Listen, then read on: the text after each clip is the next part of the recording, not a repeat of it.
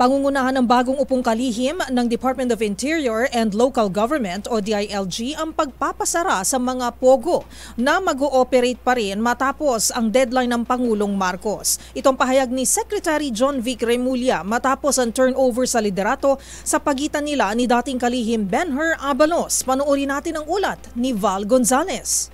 Nagbabala ngayon ang bagong upong kalihim ng Interior and Local Government na personal niyang ipasasara ang mga Philippine Offshore Gaming Operators o POGO na bigong mag-comply sa atas ni Pangulong Ferdinand Bongbong Marcos Jr.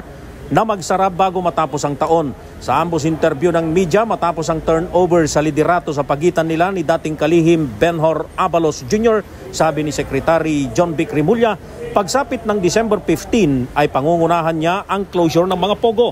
Uunahin aniya niya ang POGO sa Island Cove sa Cavite na ang lupa ay dati nilang pagmamay-ari. Kahapon ay una na aniya siyang nakipagpulong sa mga owners ng POGO rito.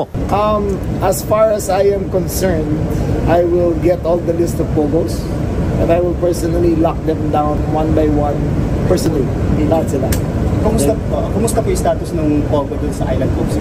Sila, kausap ko na sila kahapon that it's in my home province and the property used to be owned by my family. They will close down December 15 for good. Okay.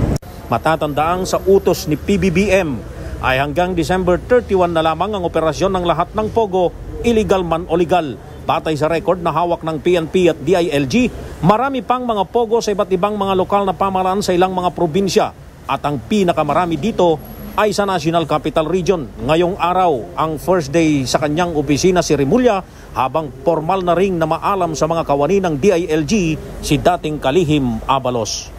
Para sa MBC TV Network News, ako si Val Gonzalez, DZRH, una sa Pilipinas, una sa Pilipino.